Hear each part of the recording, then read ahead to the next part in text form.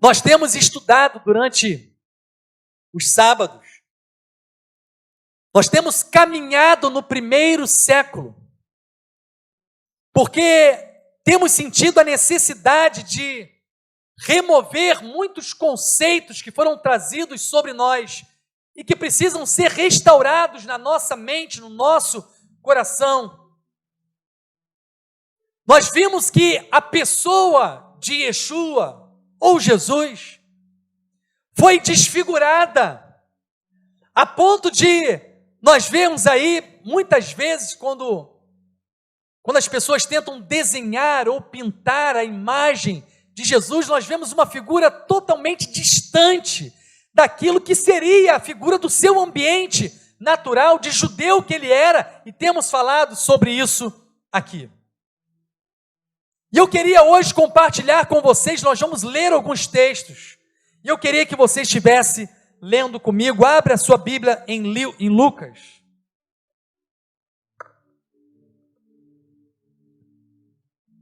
É importante nós lermos alguns textos, por mais cansativo que seja, a gente estar lendo textos longos, mas é importante lermos porque é uma forma de leitura e textos que muitas vezes ninguém comenta. Porque todos os textos, e você repara, todos os textos que mostram um Yeshua ou um Jesus contra o judaísmo, se lê aos montes. Às vezes que ele reclama, que ele exorta, que ele fala mal do que estava acontecendo no templo, que ele fala mal do que estava acontecendo na sinagoga, que fala mal daqueles grupos. Esses textos são lidos constantemente, mas ninguém lê os textos quando ele expressa ou demonstra o texto uma relação com o templo boa, uma relação boa na sinagoga, uma relação boa com o fariseu. Isso ninguém lê, ninguém dá ênfase. Sabe por quê? Porque é exatamente um trabalho para separar a figura de Yeshua do judaísmo, do povo de Israel.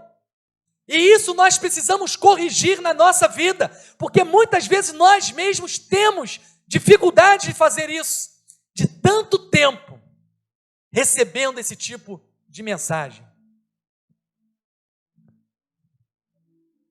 Precisamos transformar a nossa mente. Lucas capítulo 1.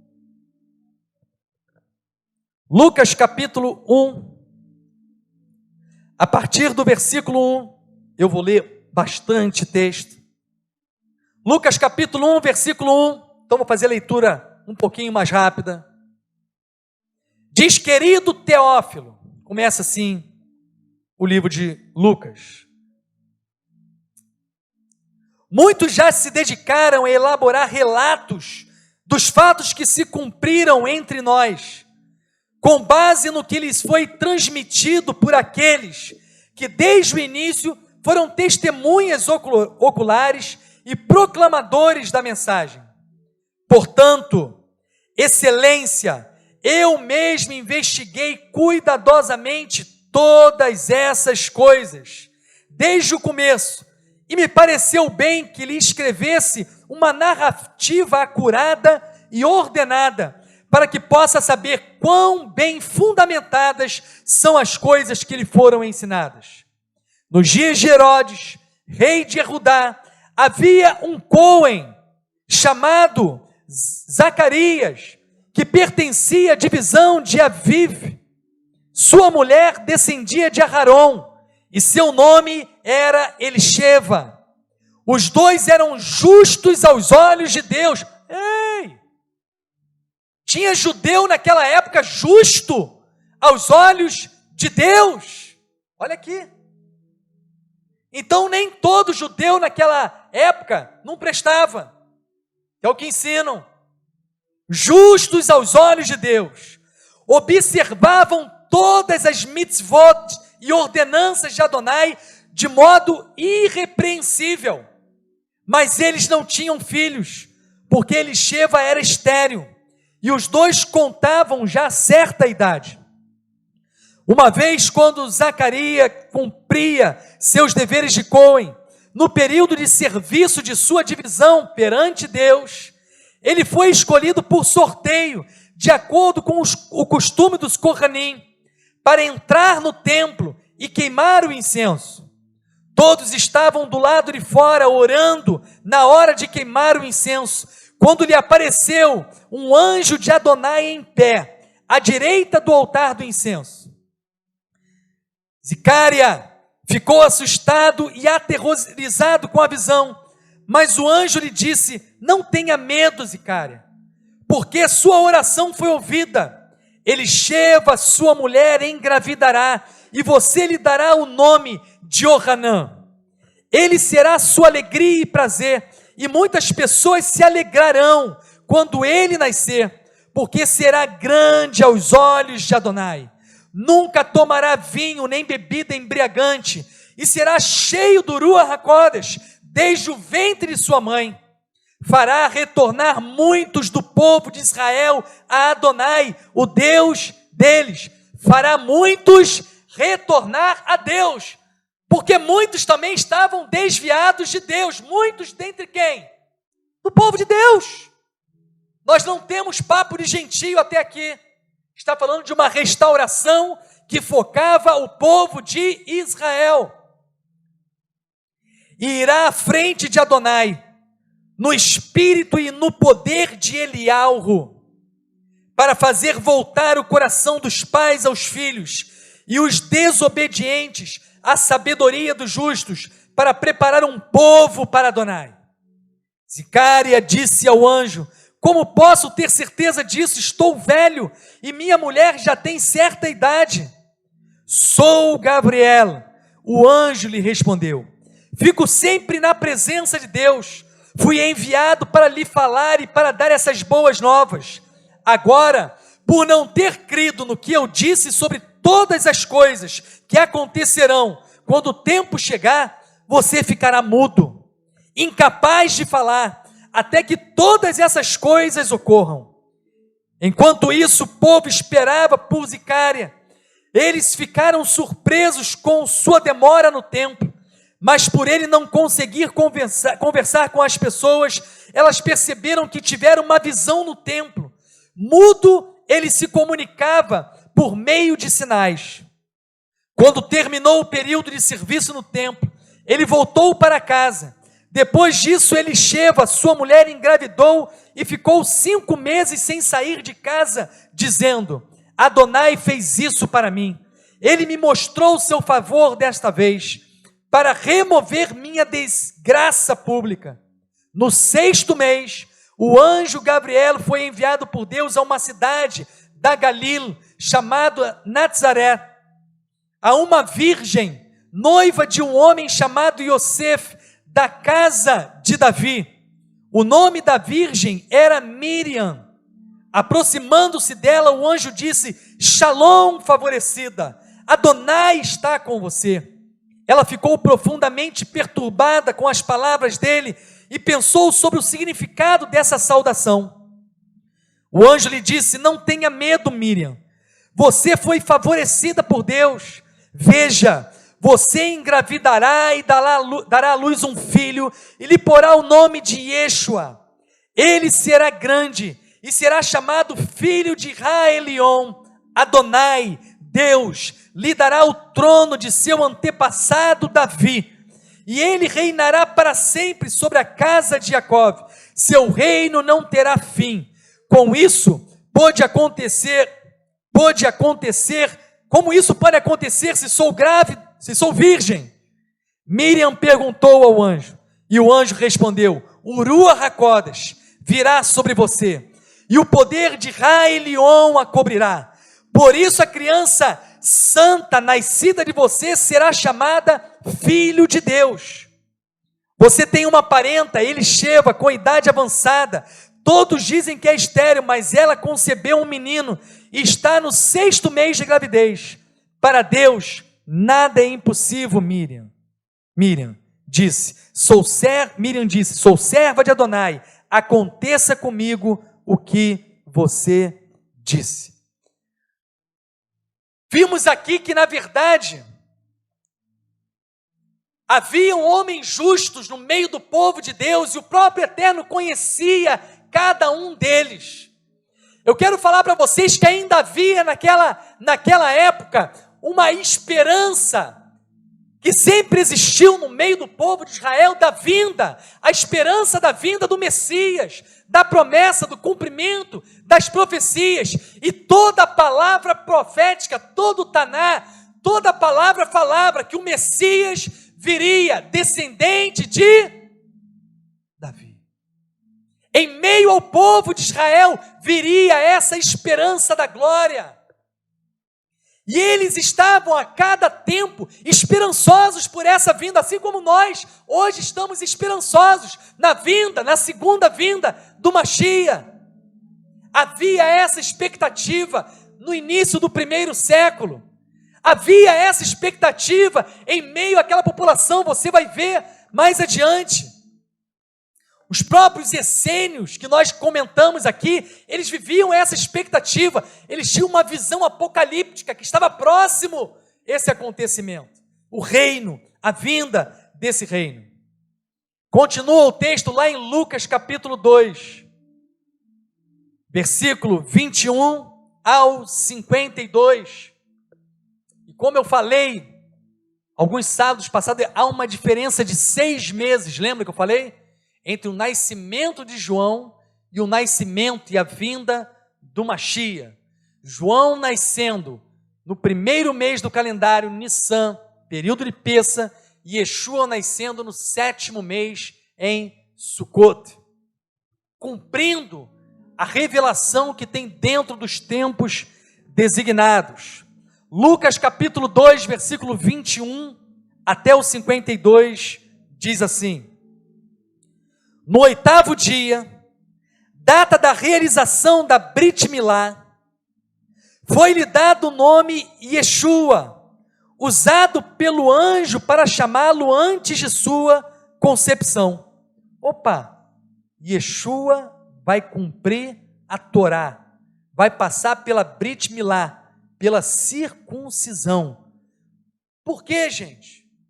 Porque, como nós falamos, o pai de Yeshua, Yosef, e a mãe de Yeshua, Miriam, eles cumpriam, eles frequentavam a sinagoga, eles viviam o judaísmo na época, as leis, os mandamentos, viviam as tradições. Isso é normal, e não falam isso para a gente, porque não querem dar essa ênfase de que o mundo judaico era uma realidade no primeiro século, e na família de Yeshua, e na vida de Yeshua, e na caminhada de Yeshua, e no ministério de Yeshua. E nós vamos ver durante esses dias isso aqui. E o texto continua: ao chegar o tempo da purificação deles, de acordo com a Torá de Moshe, olha como é que eles cumpriam a Torá de Moshe, a instrução, a lei. Yosef e Miriam o levaram a Jerusalém para apresentá-lo a Adonai, como está escrito na Torá de Adonai: todo primogênito do sexo masculino deve ser consagrado a Adonai. E também para oferecer o sacrifício de um par de rolinhas ou 2 pombinhos, de acordo com a Torá de Adonai. Havia em Jerusalém um homem chamado Shimeon. Ele era um tzadik, piedoso, outro homem justo, que esperava ansiosamente pela consolação de Israel. Veja, ele esperava o Messias.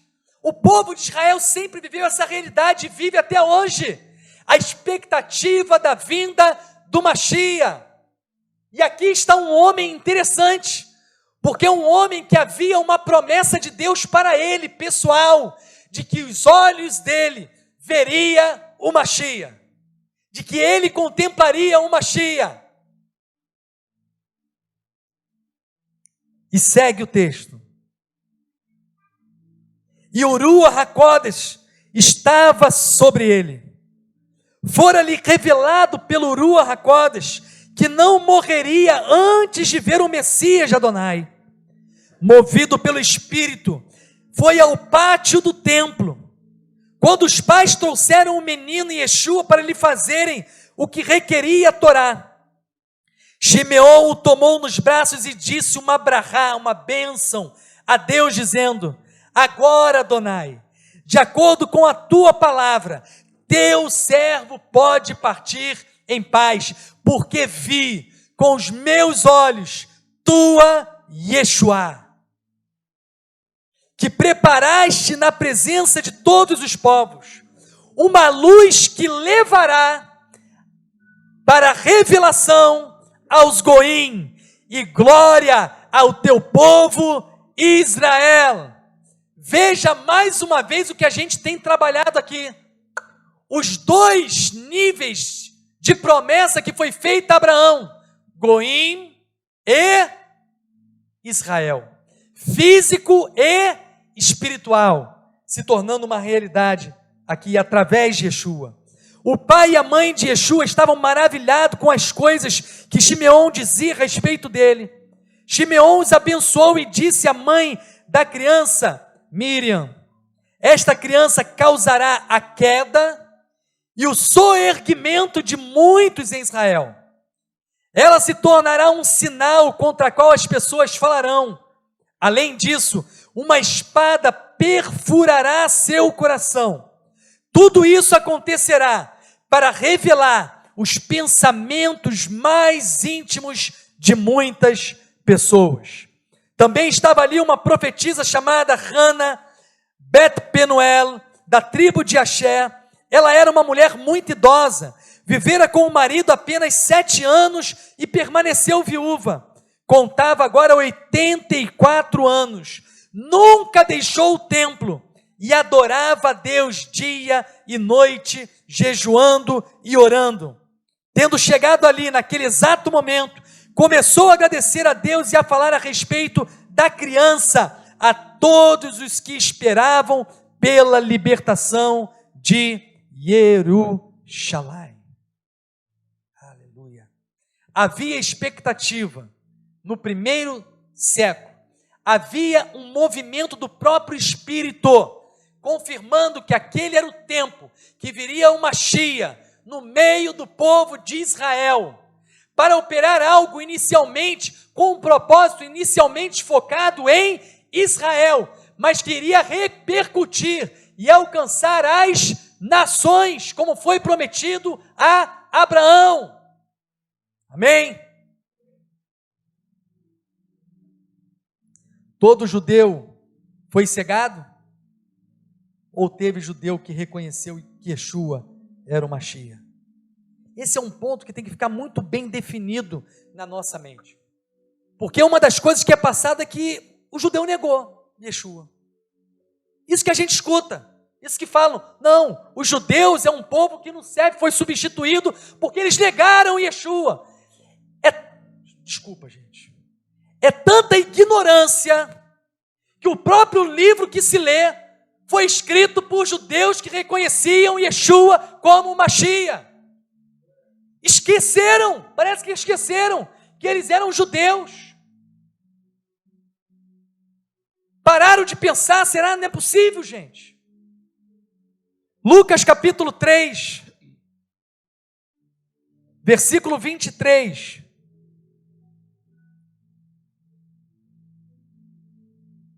Vai demonstrar aquela obra de restauração. Lembra que eu falei lá atrás, a gente vai toda vez voltar lá atrás, que eu falei que o projeto da restauração, da salvação da humanidade, começou através de uma linhagem essa que partiu lá de trás, quando o Eterno substitui em lugar de Abel, coloca Sete, e através da descendência de Sete, viria esse plano de restauração, que iria propiciar a possibilidade de um novo Adão, restaurando aquele Adão caído. Lembra que eu falei disso? E aqui o texto de Lucas vai demonstrar exatamente isso. Sem essa linhagem, sem essa obra de restauração, através da linhagem de Sete, e que vai chegar aqui em Yeshua, essa restauração não seria possível. Para você ver a importância desse povo que foi levantado pelo Eterno, escolhido pelo Eterno. Por isso aqui em Lucas capítulo 3, A partir do versículo 23 diz: Yeshua tinha cerca de 30 anos de idade quando começou o seu ministério público. Ele era, como se pensava, filho de Yosef, que era filho de Eli. E aí começa a falar da descendência, né? E chega até quem? Vamos lá no final, no versículo 38, de Enos, de Shet, de Adã e de Deus. Olha a linhagem da restauração aqui comprovada, chegando até Yeshua, partindo aqui de Deus, Adão, Shet, e aí vem essa linhagem da restauração alcançando Yeshua, judeu, filho de Yosef, filho de Miriam, e que trazia um poder geracional que vinha do próprio Eterno, para operar o quê? Novos filhos agora espirituais, estrelas do céu. E aí a gente continua essa caminhada, porque a gente vai começar a ver a obra como Yeshua, porque a gente vai começar a contemplar agora a caminhada de Yeshua. Ele chega aos 30 anos, ele chega até Yohanan, ele passa pela imersão. Lembra que a gente falou na semana passada? Água. Ele passa por essa imersão como uma confirmação daquele novo tempo, daquela nova direção, daquilo que estava vindo à existência. Algo novo está surgindo, algo novo está vindo à existência. O sair das águas, o ser imerso e retornar agora.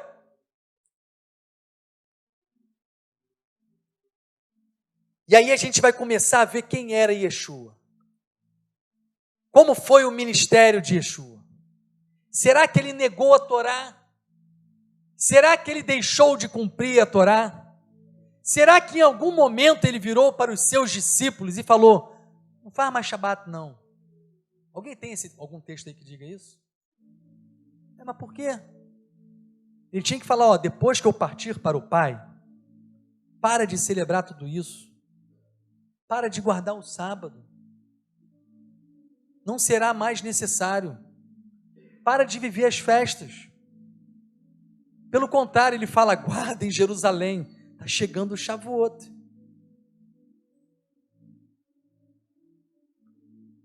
E nós vamos ver então quem era Yeshua. Porque, como eu já disse, gostam muito de ler textos quando ele exorta as coisas ditas chamadas de coisas do judaísmo. Mas ninguém fala o prazer e quem ele era dentro de uma sinagoga. Todas as pregações que eu ouvia, parece que Yeshua era aquele que, quando pisava numa sinagoga, era para arrumar problema. Estou mentindo, gente? Se eu estiver mentindo, você fala comigo. Seja sincero. Só pegava um texto para falar que ele entrou lá para arrumar confusão. Porque ele era contra aquilo. É o que pintaram para mim. Só que quando eu paro hoje com a liberdade de poder ler o texto, que ninguém lia, a coisa começa a ficar diferente. Quando eu começo a ler agora Brit Hadashah, com o olhar correto, a coisa começa a ficar diferente. Por isso que eu quero ler os textos com vocês. Lucas capítulo 4. Continua essa narrativa desse início do processo, da caminhada de Yeshua. E aí a primeira coisa, depois que ele ergue das águas, que vai começar algo novo. Vai iniciar o ministério de Yeshua. Ele pega e vai para onde?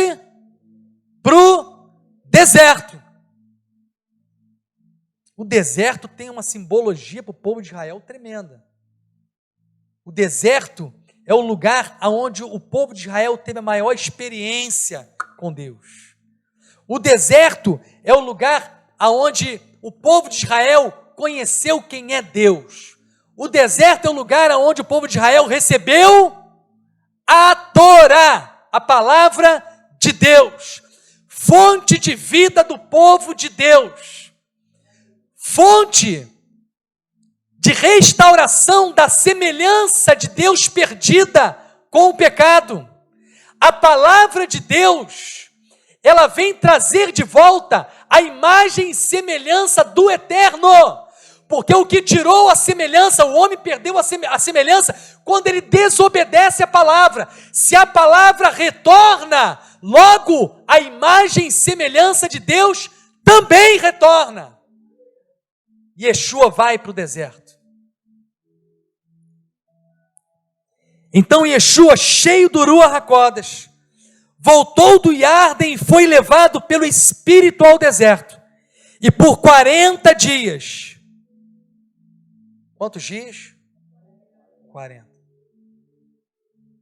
40 dias. Foi provado pelo adversário. Nestes dias não comeu nada e depois sentiu fome. E o adversário lhe disse: se você é filho de Deus, ordene que esta pedra se transforme em pão.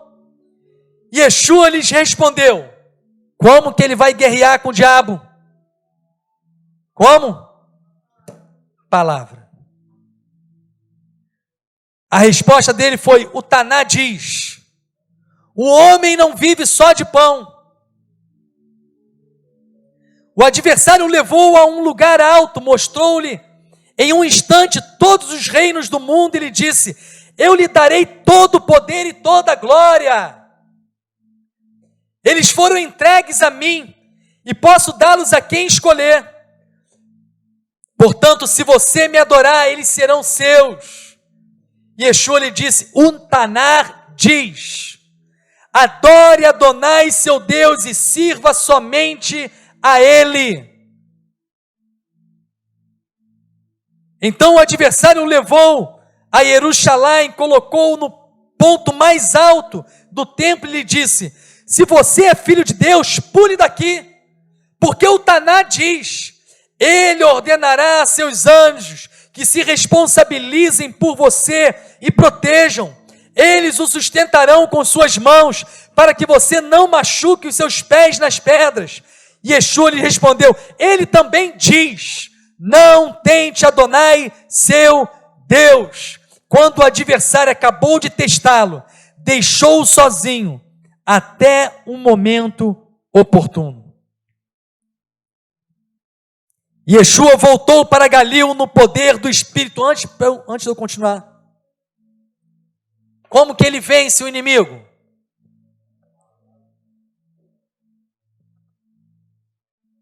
Mas interessante que você olha que o inimigo utiliza a própria palavra. Só que o conhecimento dele da palavra não era um conhecimento superficial. Não está se falando de uma relação com a palavra superficial, mas uma relação profunda. A ponto, eu não tenho intimidade com parte da palavra. Eu tenho intimidade com toda a palavra. Então não me venha com partes da palavra. A minha intimidade é com toda a palavra. E se eu estou caminhando segundo toda essa palavra, é ela que rege a minha vida. Também está escrito.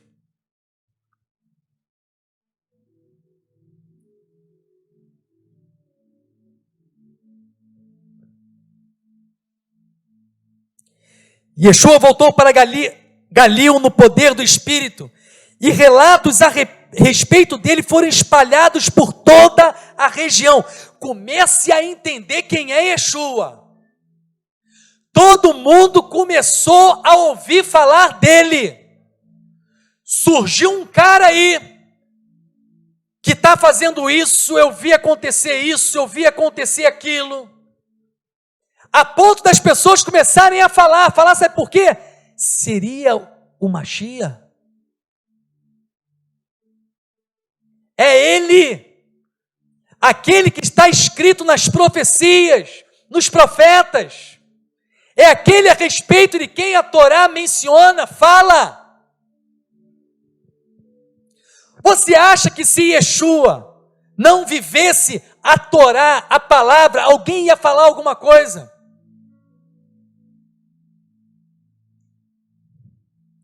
E os boatos que estavam correndo não eram ruins, eram bons, tá? Tá aqui, ó. Por que eu estou dizendo que o boato é bom? Os relatos a respeito dele foram espalhados por toda a região. E ele ensinava nas sinagogas deles. E todas as pessoas o respeitavam. Marca esse texto, pelo amor de Deus. Meu amigo, você não vai chegar aqui hoje, que eu não sei quem é você, e eu não vou te botar aqui para ensinar. Eu não sei quem é você. Eu não sei o que você pensa. Eu não sei o que você faz. Eu não sei como você age. Então, para alguém, se fosse hoje, dar o microfone da sinagoga na mão do outro, meu amigo, é alguém que já contemplaram e já viram a vida, e viram que era uma vida segundo a lei de Moshe. Porque se você não tem uma vida segundo a lei de Moshe, você não vai ter acesso a uma sinagoga para ensinar. As pessoas não vão para a sinagoga ouvir você falar. É impossível isso. Tentar interpretar dessa forma é um absurdo. Está aqui. A fama dele correu por toda a região. E ele então ensinava nas sinagogas deles. Não está nem no singular. Nas sinagogas deles. E todas as pessoas o respeitavam. Ficavam admirados com a sabedoria que repousava, a forma dele falar a respeito da Torá, a interpretação dele da Torá, deixavam as pessoas atônitas. Desde novo, paravam, imagina um menininho ali, 12, 13 aninhos de idade, e já falando no meio dos mestres, os caras de cabelo branco estavam lá, e estavam parados ouvindo ele falando.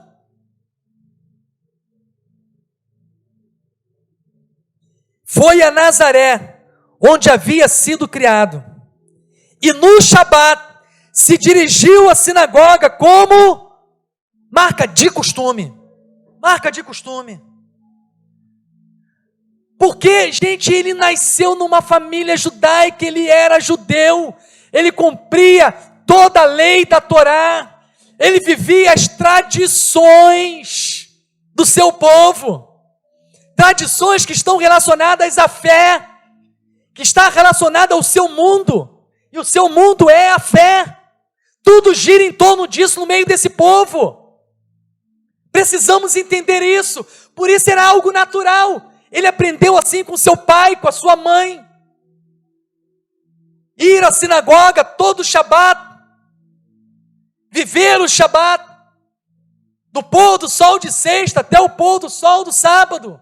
Era comum, como de costume. Se aquilo não prestasse, o que Yeshua ia estar fazendo ali?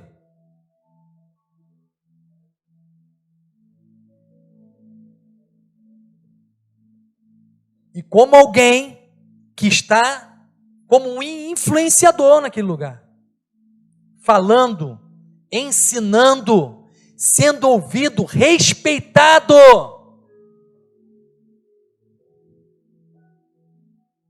Alguém já falou, não, sério, alguém já falou para você que Jesus frequentava constantemente as sinagogas e ele ensinava, vou falar assim para todo mundo, ele pregava na sinagoga e todo mundo respeitava ele? Porque não querem que você pense assim. Querem que você pense que Jesus é inimigo do judeu. O nome disso é espírito do anticristo. Todo espírito que rejeita um povo escolhido por Deus, quando eu falo espírito, eu estou dizendo do sentimento, da emoção, do movimento dentro da pessoa. Todo esse movimento contrário a um povo escolhido por Deus, a instrução de Deus, a palavra de Deus, o propósito de Deus, é do espírito do anticristo, que quer exterminar, que quer matar o povo, que quer ver esse povo apagado da face da terra. Meu amigo, a teoria da substituição é do inferno.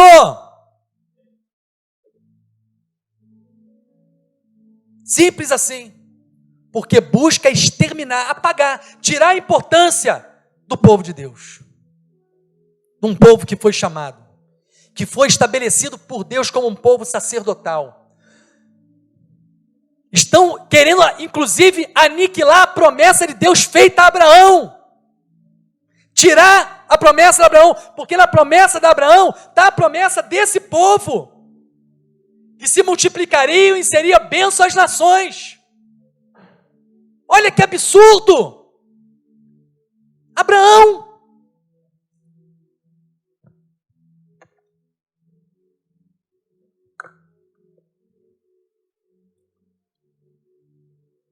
Levantou-se para ler, e lhe foi dado o rolo do profeta Isaías. Ele abriu o rolo e encontrou o lugar onde está escrito: o Espírito de Adonai está sobre mim, porque ele me ungiu para anunciar boas novas aos pobres, enviou-me para proclamar liberdade aos presos e recuperar a vista dos cegos, para libertar os oprimidos e proclamar o ano do favor de Adonai. Ele lê uma palavra profética, ele não lê a profecia toda. Repare isso. Esse texto aqui é o texto que está em Isaías 61.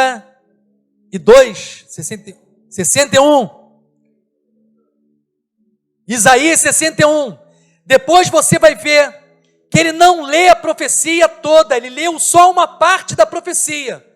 Ele só leu até onde diz: o ano aceitável, o ano do favor do Senhor. Está falando de favor. Abre a sua Bíblia em Isaías 61. Vai até esse texto, onde está escrito: o ano do favor de Adonai. Abriu? Abriu mesmo? Ou fingiu que abriu? Isaías 61. Você vai marcar com a sua caneta onde encerra essa profecia. Marca lá assim, ó, faz uma barrazinha. Porque o que Yeshua está lendo e está dizendo, ele vai dizer aqui agora, é o seguinte: que quando ele chega nessa parte da profecia, que não acabou, ela continua, mas ele parou ali, ele vai dizer, depois de fechar o rolo, ele fecha o rolo, devolve ao Shamash, ele se senta. Sabe por que ele se sentou, gente? Por que ele se sentou? Porque acabou? Não, sentei, acabou. Não, era costume, na sinagoga, ensinar sentado. Sentar, assim é a forma de se ensinar na sinagoga. Ele age da forma, ele era judeu, frequentava a sinagoga e atendia os padrões da sinagoga. Ele se sentou, os olhos de todos os presentes na sinagoga estavam fixos nele, que nem quando o Rosh Palácio sobe aqui para pregar, ele lê o texto, fica todo mundo assim, ó, com os olhos fixos nele, esperando o que o Rosh Palácio vai falar, qual vai ser a palavra, a expectativa, para você ver quem era Yeshua dentro da sinagoga, meu amigo. E aí ele começa a falar: hoje, como vocês ouviram a leitura, essa passagem do Taná foi cumprida. Uau! Veja a autoridade que Yeshua falava. Ele sabia quem ele era. Ele sabia que ele era o Messias, que essa profecia estava falando dele. E ele faz algo mais profundo, ele não leu a profecia toda. Por isso que eu falei, marca. Porque ele está dizendo, hoje se cumpriu até aqui. O que aconteceu até aqui na profecia? Ele está dizendo, essa parte que eu li da profecia está cumprida hoje diante de vocês. Sou eu. Está falando de mim. Até aqui, cumpriu hoje. O que cumpriu hoje? O Espírito de Adonai está sobre mim. Você viu isso acontecer lá após a imersão. De uma forma materializada em pomba, o Espírito desce sobre ele. E ele viveu isso, ele está dizendo, o Espírito de Adonai está sobre mim. Portanto, ele me ungiu. Opa, eu sou o Mashiach. ungido, esse é o significado. Me ungiu para anunciar as boas novas aos pobres. Enviou-me para proclamar liberdade aos presos e recuperar a vista dos cegos, para libertar os oprimidos e proclamar o ano aceitável do Senhor. O ano aceitável do Senhor, a aceitação do Eterno. Através da obra e da vida dele, a restauração daquele homem que foi afastado, agora poder restaurar a presença, a aceitação através da obra dele. E por que ele parou de falar? Porque isso diz respeito à primeira vinda de Yeshua. Porque depois, sei que a Viviane abriu o texto da profecia, não abriu? Isaías 61, você marcou com o tracinho? O que vem depois do tracinho? Fala para mim. Depois do tracinho. Não parou, já chega. E o dia da vingança do nosso Deus. Por que ele não leu isso? Porque a obra que ele foi enviado na sua primeira vinda não foi a vingança, mas o ano aceitável. O dia da vingança ainda virá na segunda vinda. Ele vai abrir esse texto novamente, meu amigo. Ele vai cumprir o resto da profecia na próxima vinda. Mas o que eu quero que você entenda aqui é o seguinte: Yeshua, judeu, frequentando as sinagogas, ensinando nas sinagogas, sendo chamado para fazer a leitura, sendo chamado para explicar os textos, e os judeus daquela época, os fariseus daquela época, ouvindo com expectativa, querendo ouvir o que ele estava ensinando, dando atenção ao que ele ensinava. Meu amigo, isso não foi 1 dia, 2 dias, 3 dias, 4 dias, 5 dias só, não. Isso foi algo constante na vida de Yeshua, até aqui. E o texto diz ainda: todos falavam bem dele. Os judeus estavam falando bem. Os fariseus ali na sinagoga estavam falando bem dele. E estavam admirados com as palavras empolgantes que saíam de sua boca. Até se perguntarem: pode ser esse o filho de Yosef? Como é que pode ser? Porque o que ele está falando é tremendo demais. Então Yeshua lhes disse: sem dúvida, vocês me dirão este provérbio: doutor, cure a si mesmo. Ouvimos a respeito de todas as coisas que você fez em Cafarnaum, faça o mesmo aqui em sua cidade. Ele disse: nenhum profeta é aceito em sua cidade. É verdade. Quando Eliahu estava em Israel, e o céu foi fechado por 3 anos e meio, para que a terra sofresse uma fome severa, havia muitas viúvas. Contudo, Eliahu não foi enviado a nenhuma delas, senão a apenas uma viúva, em Sarfat, na terra de Sidom. Também havia muitas pessoas com Saraat em Israel, no tempo do profeta Elisha, mas nenhuma delas foi curada, senão Naamã, o sírio. Por quê? Elias não tinha poder. Fraquinho você, hein, Elias? Cheio de leproso aqui, tu não consegue curar ninguém. Tu tem que orar mais. Tu tem que jejuar mais, Elias. A culpa não era de Elias. A culpa não era de Elias. Mas era daquele povo, o coração daquele povo que ali estava. Ao ouvir isso, todos os que estavam na sinagoga se encheram de ira. Agora reclamou, pisou no pé deles, agora eles ficam cheios de ira. Eles se levantaram, levaram-no para fora da cidade e o arrastaram até o cume do penhasco, sobre o qual a cidade está construída, com a intenção de atirá-lo dali. Mas Yeshua passou por meio da multidão e foi embora. Ele desceu a Cafarnaum, uma cidade da Galilá, e ensinou o povo no Shabat. Ele sai e vai para Cafarnaum. Ele deixa a sua cidade natal, Nazaré. E muitos até argumentam e dizem que ele não pode ser um Mashiach, porque nenhuma profecia fala que o Messias viria de Nazaré. Pode alguma coisa boa vir de Nazaré? E um texto da Brit Hadashah que fala assim, como diz os profetas, diz o texto da Brit Hadashah. E fala, está vendo? Está errado. A Brit Hadashah está errada. Nenhum profeta fala que ele viria de Nazaré. Como é que a Brit Hadashah diz, como dizem os profetas? Porque os profetas falam de Nazaré, mas falam do significado de Nazaré.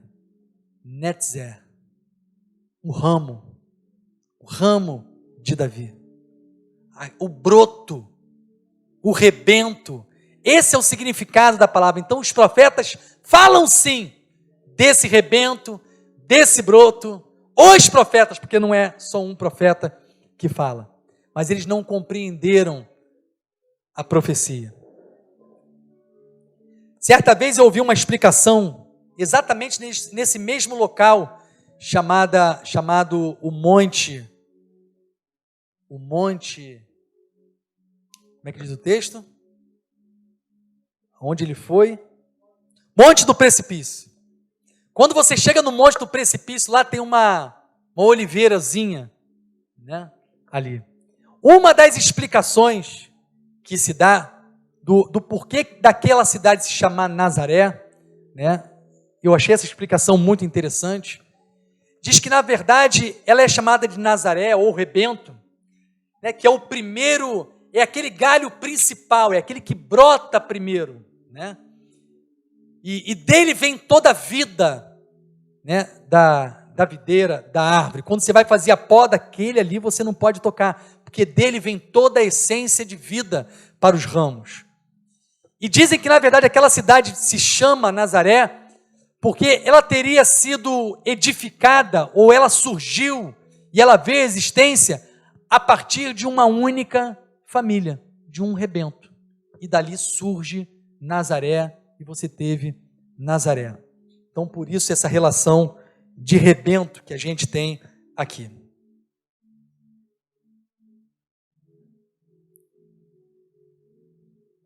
E nós vemos o que eu quis mostrar para vocês até aqui. Eu vou encerrar. Nós temos muito tempo. É que você entenda que Yeshua, ele foi aceito nas sinagogas e ele vivia nas sinagogas. Ele vai para Cafarnaum agora e ele continua. Ele ficou muito tempo na casa de Pedro. A casa de Pedro era como daqui para aquela varanda ali era a sinagoga. Olha lá para trás. Essa era a distância para a sinagoga. Daqui para lá. Quando você for em Cafarnaum, você vai ver o local onde seria a casa de Pedro. Tem a cidadezinha logo do lado. E logo ali, depois, a sinagoga presente ali. Feita com pedras vulcânicas. Eram pedras pretas. Você vê hoje a edificação, já é uma sinagoga sobre ela. Você vê pedras claras, mas se você vê o fundo, eram pedras pretas. Você vai ver isso lá. E aquelas são da época de Yeshua. E você vê ali o mikvê, a purificação das águas, que era algo natural, que era uma declaração de viver essa novidade, de viver uma nova vida, e que era muito comum na vida deles. E Yeshua frequentou as sinagogas. Ele era respeitado por muitos. Muitos paravam e ouviam. E ele cumpria o Shabat, assim como sua mãe o ensinou, assim como seu pai o ensinou. E assim a gente vai começar a conhecer um pouco de Yeshua. O que ele fazia? O que ele fez que deixou muitos chateados, que muitos rebateram, não é possível. Como você fala um absurdo desse? Nós vamos ver um pouco sobre isso. E por que que eles fizeram isso? Por que que eles agiram dessa forma? O importante para você saber, e que ninguém te fala, é que ele era frequentador de sinagogas. E não alguém que apenas sentava, mas alguém que assumia, falava e as pessoas ouviam a ele. Amém? Que Deus te abençoe em nome de Yeshua, o Mashiach. Amém? Glória a Deus!